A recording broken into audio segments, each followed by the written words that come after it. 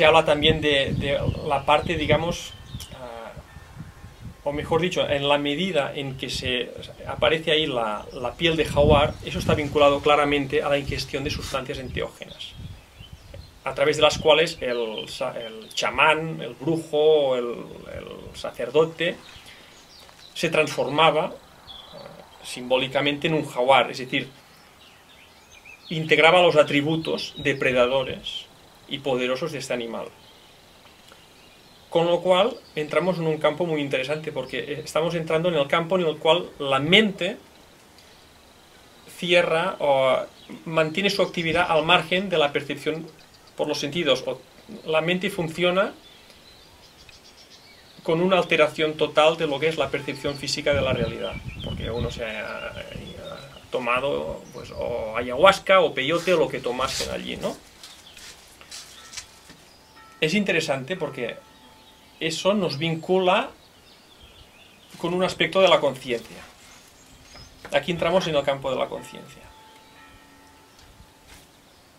Tendríamos, por lo tanto, que los dos círculos de arriba, es decir, si este glifo Wei es cierto, de que remite a la actividad alterada de la conciencia, el glifo Ahau está remitiendo también a 3 estados de conciencia. Cada uno de los círculos remitiría a un estado de conciencia. Cada uno de los 3 elementos que hemos encontrado en la Gran Pirámide remitiría a un estado de conciencia. Cada uno de los 3 elementos de la formación del ser humano en el poema Acadio o de las proporciones de Gilgamesh remiten a estados de conciencia. Dices, bueno, esto puede ser muy aventurado. Podría ser. Pero si estamos hablando de conocimientos auténticos, y yo no me creo que toda la literatura sagrada antigua sea un cúmulo de fantasías y de supersticiones, no me lo creo, y yo pienso que si los investigadores se lo creen, pues que experimenten con ayahuasca, o que se pongan en serio a hacer técnicas de meditación, o que un día tengan un patatús, un paro cardíaco, y tendrán quizás una experiencia extracorpórea, ¿no? Si eso es verdad, podemos encontrar más huellas de este conocimiento en otros sitios. Y básicamente, donde está este sitio y donde se explica mejor todo este batiburrillo de datos que hemos puesto hasta ahora, está en la India. Está en la India. Y lo que voy a decir ahora de la India, pienso que es un poco lo que pone broche final y permite aclarar todo lo que he explicado hasta ahora. Y lo vamos a hacer de la mano de Ramana Maharshi. Y mucha gente dirá, bueno, ¿esto quién es? Y digo, bueno, es un hindú que estaba iluminado. La gente dirá, bueno, este es un zumbado. No. Carl Gustav Jung dijo de él que en la India él es el punto más blanco de un espacio en blanco. Y merece la pena pues leer sus diálogos y por qué no seguir sus indicaciones, porque me parece muy interesante. Este hombre vivía en el sur de la India y murió hacia el 1950. Y él decía una cosa que no es suya, sino que lo retomó de la antigua tradición hindú. Dice, el ser humano participa de 3 estados de conciencia. El primer estado de conciencia es el de vigilia, a través del cual, a través de nuestro cuerpo, percibimos físicamente la realidad física.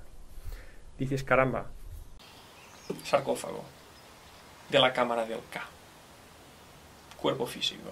Dice, cuando morimos, esta cognición desaparece, se destruye. Luego hay un segundo nivel de cognición, que es el que tenemos cuando dormimos y soñamos.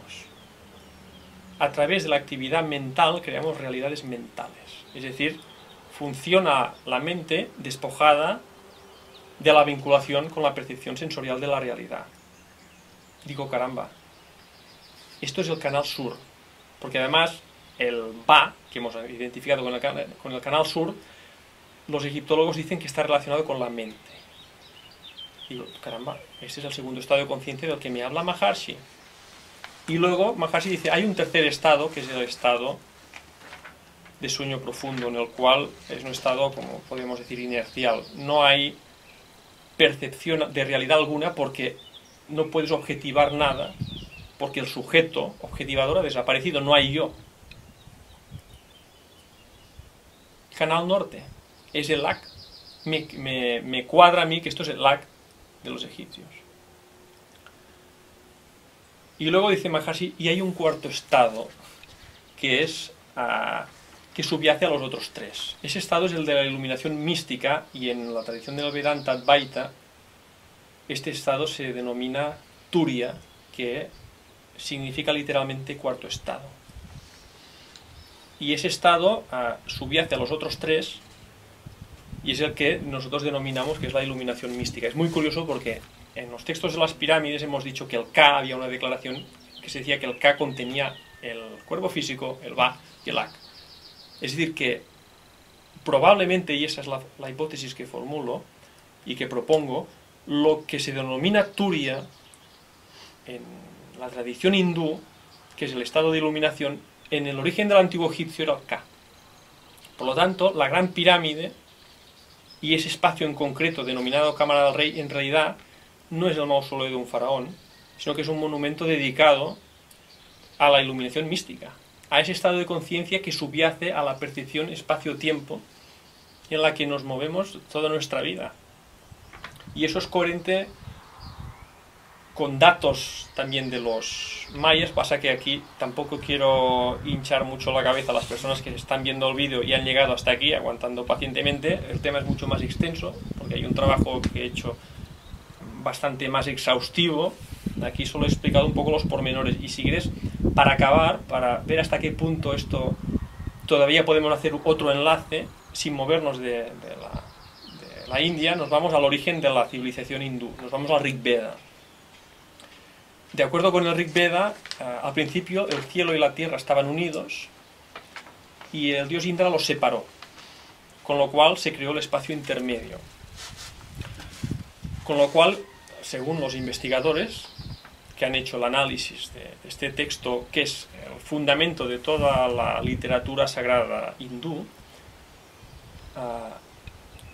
el número de la creación es el número 3.